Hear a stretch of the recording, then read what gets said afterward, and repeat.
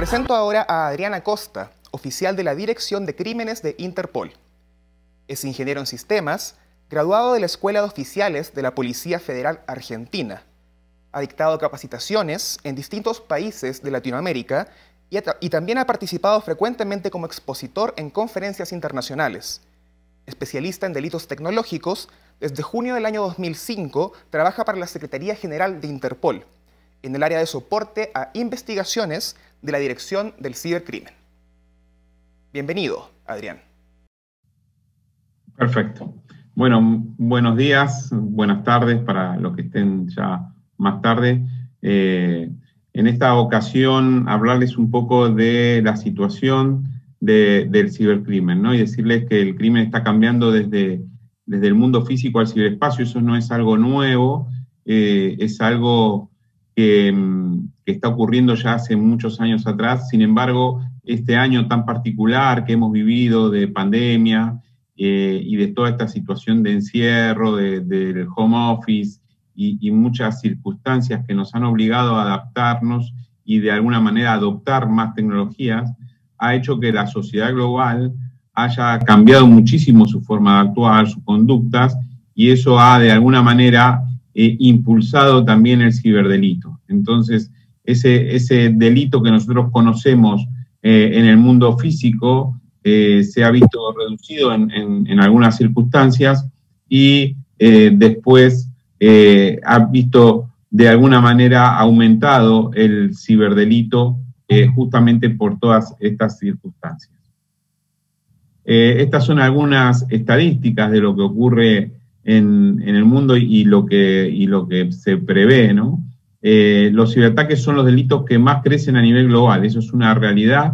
Existen 1,9 billones de sitios de Internet a nivel global y seguramente cada vez que vemos existen más y más sitios. Entonces estamos viviendo en diferentes momentos todas estas circunstancias. Sin embargo, los dos últimos puntos son los más interesantes a resaltar, ¿no? El 50% de todos los delitos son cibercrimen en el Reino Unido. O sea, el Reino Unido ya considera que la mitad de sus delitos son cibercrimen. Y otro punto importante es que el 43% de los ataques afectan a pequeños empresarios. Eso es algo que realmente es muy llamativo. ¿Y por qué? Porque el porcentaje es tan alto, porque nosotros pensamos siempre que los ataques van hacia las grandes empresas, hacia las instituciones, y sin embargo un gran porcentaje va hacia pequeñas empresas porque no están preparadas, porque no tienen las herramientas necesarias para prever estos ciberataques, no tienen la seguridad necesaria y no tienen personal en temas de ciberseguridad. Entonces, realmente afectan a pequeños empresarios muchísimo estos ciberataques. Interpol sacó durante esta pandemia, en agosto de este año, un informe sobre el cibercrimen y el impacto del COVID-19 en el cibercrimen. De esto se obtuvo gracias a la información que nos proporcionaron los países miembros. Nosotros tenemos 194 países miembros de Interpol y ellos nos han dado muchísima información de lo que estaba pasando en cada uno de sus países y en base a eso pudimos sacar cuál era la afectación, ¿no? A nivel global y cuál era el delito que más estaba de alguna manera impactando en la sociedad. Ahí, como verán, el phishing tiene un 59%, había mucha fake news, había malware, ransomware y dominios maliciosos fueron lo que realmente se destaca de todo esto en este informe. Sin embargo, también nuestros socios, socios del sector privado, de otras organizaciones, también nos suministraron mucha información para este informe y como resultado tenemos que hubo un aumento importante de dominios maliciosos, aprovechamiento del miedo ante el COVID-19 para estos ataques, el tema de malware y ransomware estuvo siempre presente, nunca se dejaron de hacer campañas de este tipo y hasta en algunas campañas atacar a sistemas de salud, que lo voy a mencionar más adelante, vulnerabilidad de dispositivos y aplicaciones de teleconferencia fueron temas fundamentales en todo esto.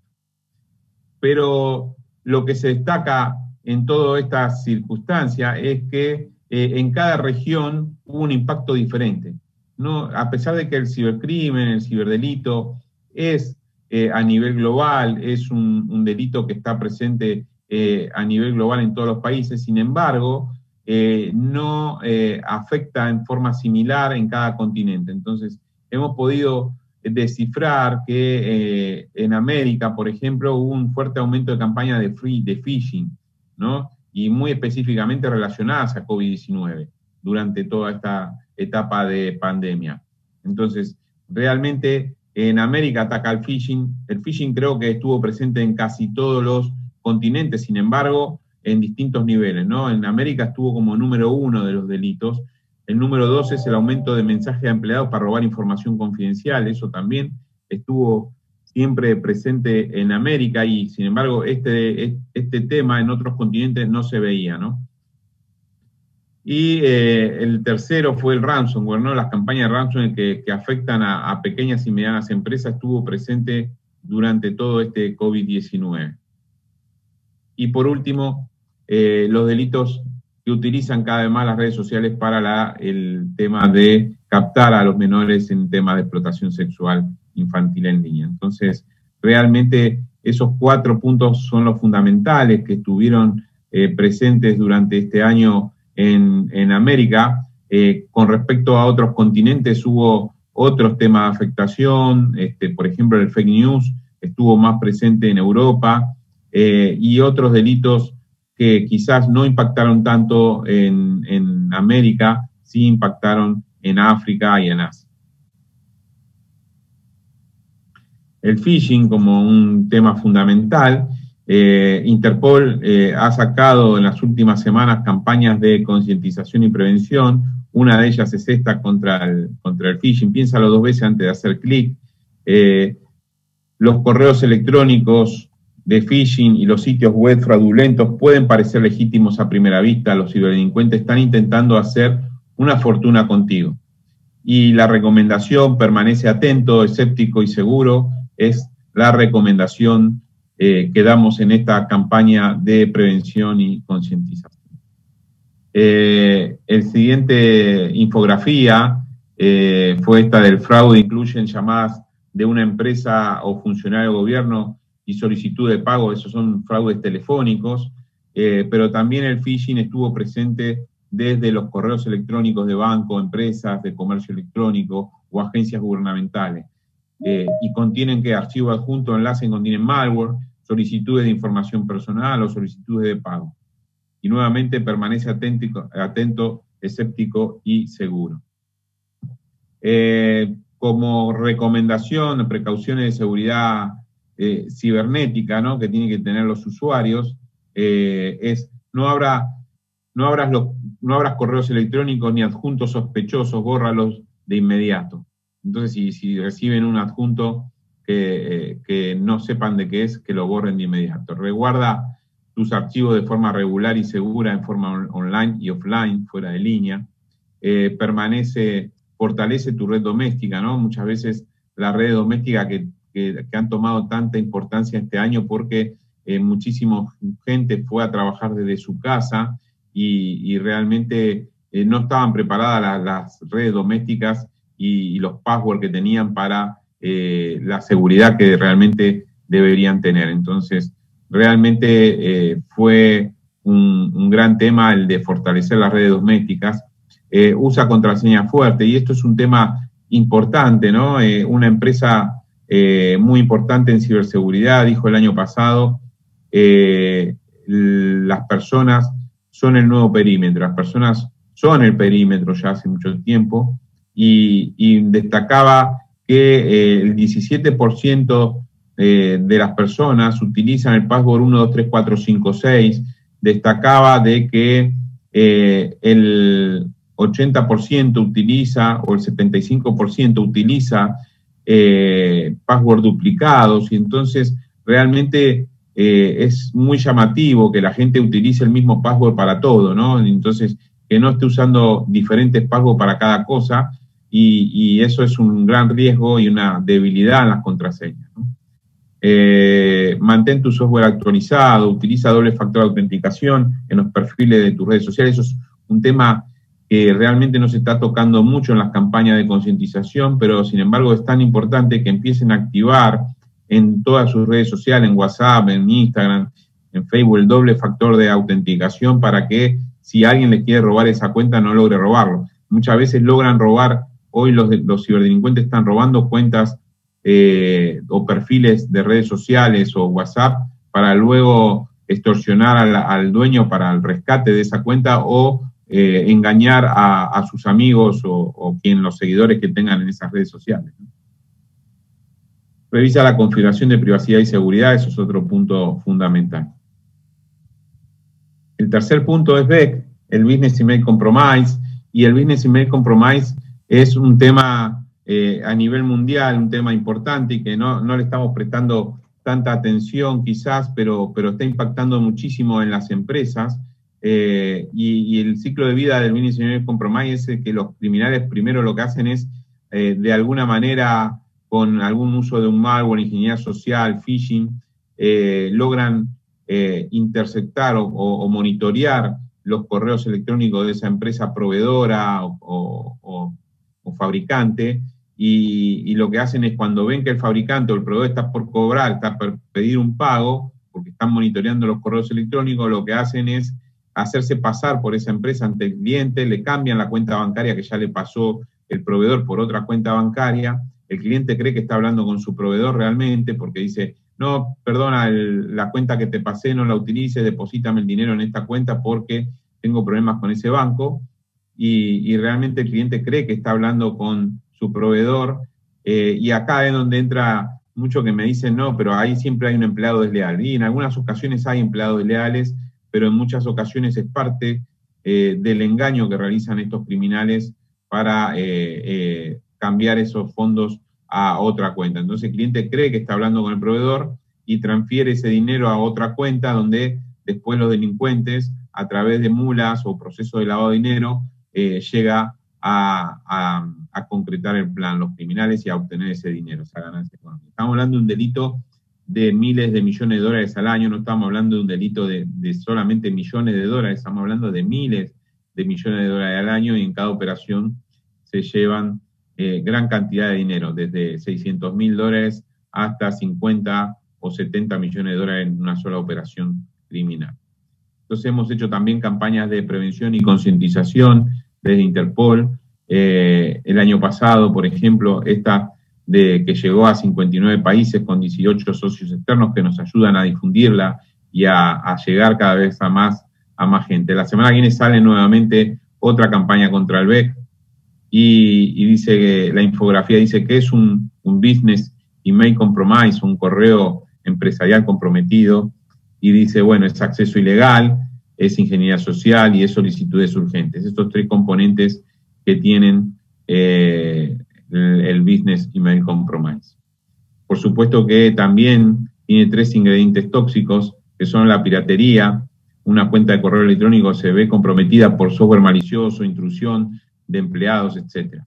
El fraude basado en ingeniería social, ¿no? Se manipula a la víctima para que aporte información o fondos. Y el blanqueo, ¿no? Otro componente tóxico fundamental. Igual beneficios ilegales millonarios para estos delincuentes, ¿no? ¿Qué debo hacer? Me han estafado.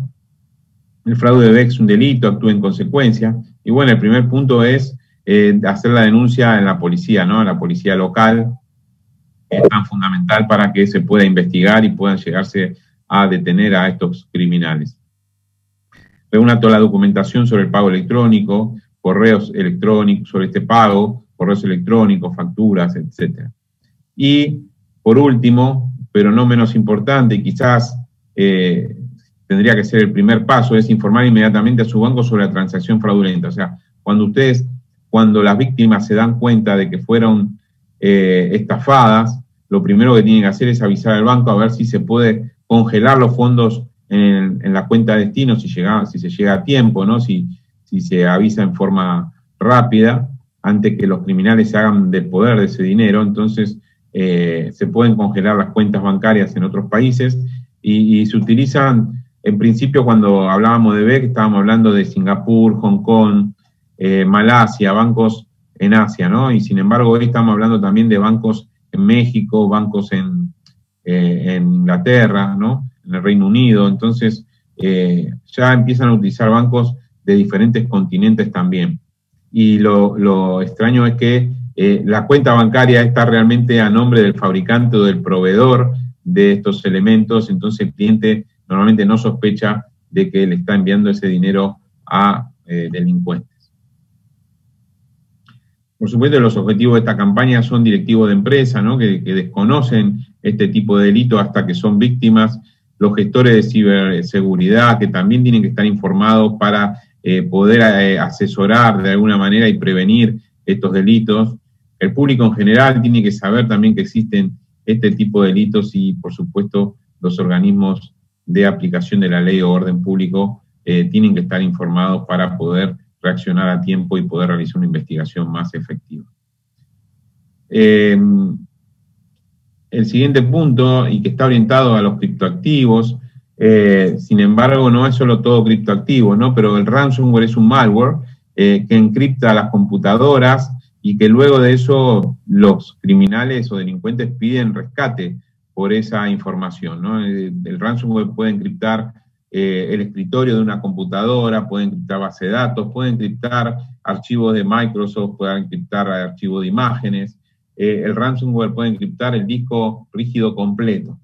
Eso depende de la familia de ransomware de la que estemos hablando, pero también del tema del pago, ¿no? De cómo exigen el pago de estos ransomware es normalmente a través de criptoactivos, ¿no? De Bitcoin, de Dash, de Monero, de todos esos criptoactivos que existen.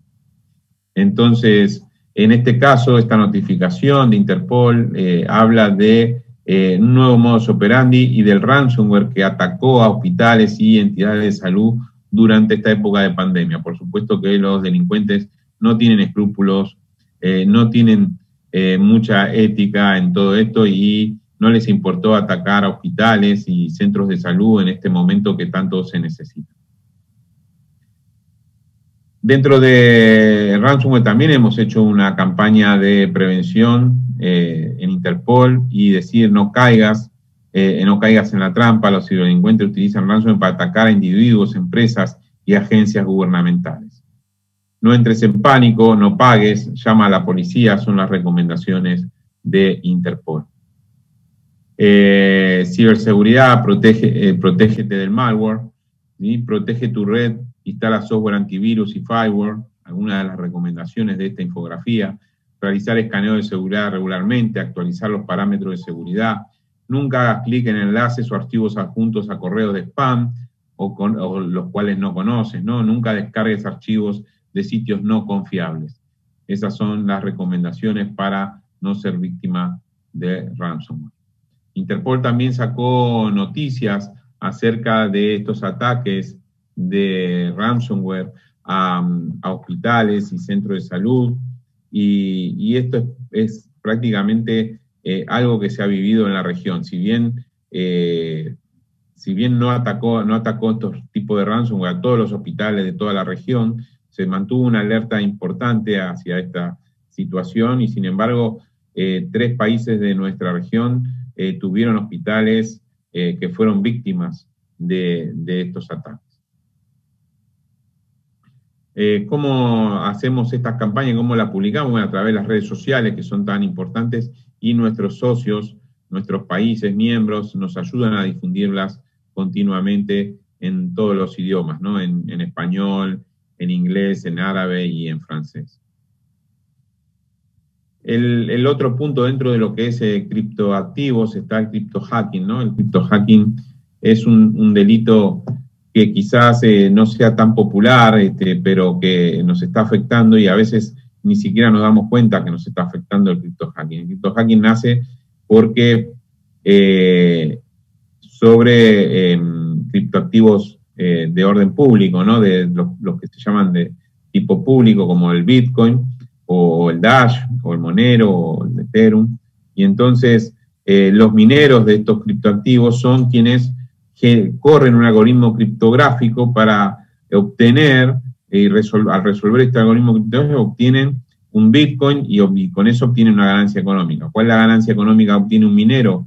Es el Bitcoin que obtuvo, el valor que tiene ese Bitcoin menos la energía eléctrica que utilizó para generar ese Bitcoin. Entonces, si el Bitcoin está en 10.000, 11.000 dólares y gastó en energía $10.000, la ganancia son $1.000 solamente. Entonces, los criminales, los delincuentes dijeron, ¿para qué vamos a usar nuestra energía eléctrica? ¿Para qué vamos a usar nuestra capacidad de procesamiento si podemos utilizar la capacidad de procesamiento de mucha otra gente? Entonces, instalan un código malicioso en páginas web o en routers, y cuando la gente ingresa a esa página web o se conecta a ese router, lo que hace su computadora es empezar a correr ese algoritmo criptográfico para resolver estos criptoactivos. Entonces, le dan esos resultados a los delincuentes para obtener como resultado un Bitcoin.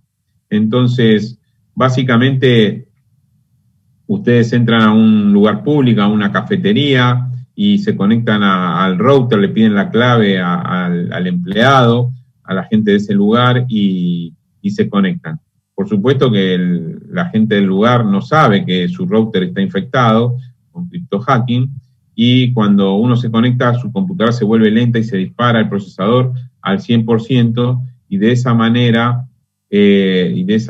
ellos hacen que su computadora esté actuando como un minero, como parte de un sistema de un minero. Entonces, resolviendo, dependiendo del tiempo que la víctima esté conectada, es lo que va a lograr el criminal, ¿no? Entonces, y cuanto más computadoras se conecten a esa página web o se conecten a ese router, más capacidad de procesamiento va a tener para resolver ese algoritmo criptográfico. Entonces, eso es lo que resulta, y les resulta muy bien y beneficioso porque empiezan a infectar muchísimos routers, muchísimas páginas web, y cada vez que uno ingresa a esa página web, su computadora se vuelve lenta porque está corriendo ese algoritmo criptográfico. Y acá entra la discusión legal. En muchos de los países de Latinoamérica eso no sería un delito, ¿sí? En muchos países de Latinoamérica eso ni siquiera se podría encuadrar como un delito. Entonces hubo discusiones con juristas muy importantes de algunos países donde dicen, bueno, robo de energía no es, bueno, intrusión informática es sobre el router o sobre la página web, pero no sobre la computadora, porque ese mismo proceso de correr algún tipo de programa quizás lo hacen otras páginas web, otros servidores que son legales, ¿no? Como pueden ser algunos de los que utilicen habitualmente ustedes, que les instalan una cookies y realmente utilizan de alguna manera su capacidad de procesamiento para un pequeño software, no al 100%, pero sí legalmente les están utilizando también su computadora. Entonces, realmente todavía en muchos países de Latinoamérica se está replanteando el tema de cómo encuadrar legalmente este delito. Por supuesto que usando la analogía, empiezan a utilizar o empiezan a ver de qué forma se puede encuadrar este delito, aunque a veces la analogía no se tiene que utilizar, ¿no? Tendría que existir el delito tipificado realmente. Con el criptohacking, y esta es la última campaña de prevención, esta salió hoy mismo, el viernes sale otra de criptohacking, y lo que no les mostré fueron los videos, ¿no? Hay videos de phishing, hay videos de ransomware, hay videos de criptohacking que ustedes pueden acceder y pueden ver y ayudar a difundir estas campañas de prevención. Con el criptohacking, los criminales usan la capacidad de procesamiento de tus dispositivos para llenar sus monederos de criptomonedas, es lo que dice Interpol. Permanece atento, escéptico y seguro, son las recomendaciones que dan Interpol desde su visión. Entonces, básicamente va a salir otra más el día viernes, el lunes salió el video de criptohacking y continuamente estamos hoy por hoy lanzando estas campañas de concientización y prevención. Acá están las fechas con las que se lanzaron, con las que salieron estas campañas. Del 5 al 6 de octubre salió la de phishing, del 12 al 19 de ransomware, del 19 al 23 de octubre la de sextortion, que es un delito que yo no mencioné hoy en esta presentación, pero que sí está presente en toda esta etapa de este año de pandemia, en donde no es un delito nuevo, es un delito de hace muchos años, en donde los criminales o delincuentes engañan a usuarios de redes sociales para que se conecten, prendan la cámara de video, pensando de que del otro lado hay una mujer seduciéndolos, y realmente es una organización criminal que luego de grabar a la víctima, lo que hace es extorsionarla y pedirle dinero para no publicar esas imágenes que se grabaron en ese momento. Entonces, eso es lo que está pasando. Eso es lo que está pasando y básicamente el sextortion es no dejarse grabar, ¿no? Entonces ya también Interpol hizo esa campaña de prevención la semana pasada y esta semana estamos con criptohacking. Y volvemos la semana próxima con el Business Email Compromise y la siguiente del 9 al 13 de noviembre con delitos contra menores, que también son tan importantes para la sociedad en general. Creo que es una gran noticia que Interpol haya de alguna manera lanzado estas campañas de prevención y concientización. Sin embargo, realmente la importancia de esto es que lleguemos a compartir esta información con muchísima gente, que lleguemos a la sociedad en general con estas campañas y que lleguemos a quien tenemos que llegar realmente, como es en el caso de Beck, a directivos de empresas para que tengan conocimiento de lo que realmente está pasando en el ciberespacio. Bueno, por mi parte, no sé si hay preguntas o se dejan para después.